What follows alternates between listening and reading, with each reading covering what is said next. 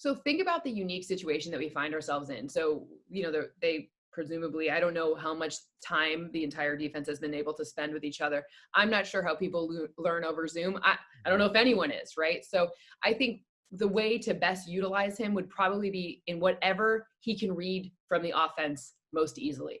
Because, a lot of times defense is the decision tree. Like I was able, when we were in Arizona for the Alliance, that football league that didn't go so well, I would sit with Rod Woodson the entire day. And he said, most of defense is just kind of ruling out what can't happen based on what you're seeing from the offense. So while Isaiah Simmons is transitioning from college speed, you got to put him in a place where he's poised for success. So whatever he can read, whatever he's used to, that's probably why that linebacker that's what people are saying, because they probably believe that that's like the most natural transition point to him. But I'm going to leave it to Vance Joseph. And I actually think probably a lot of slot defense is where I think he would probably be noticeable for us as viewers. That's where he's probably going to make the most kind of initial impact, just based on rewatching the Clemson film and kind of mapping it to the first few opponents that the Cardinals face. Because remember, he'll get in the groove, right?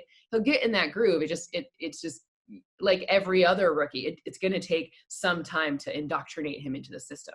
The big addition on the offense, obviously, DeAndre Hopkins. And you can go through the stats, you can go through the accolades. We all know the type of receiver he is. But where do you see him helping the most within that Cardinals offense?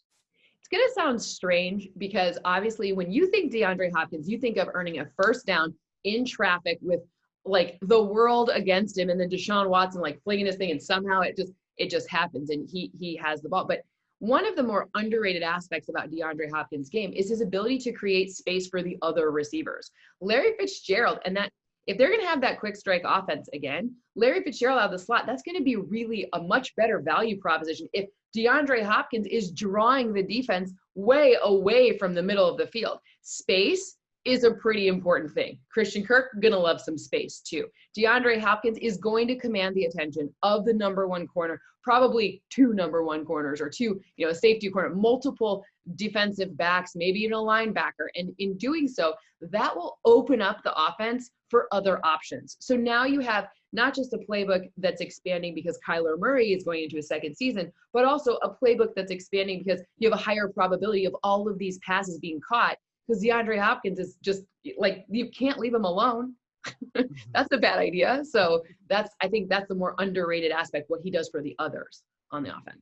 Third round pick, Josh Jones. I know that you highlighted him, right, when he was selected, pick 72. A lot of people had him slated in the first round, second round.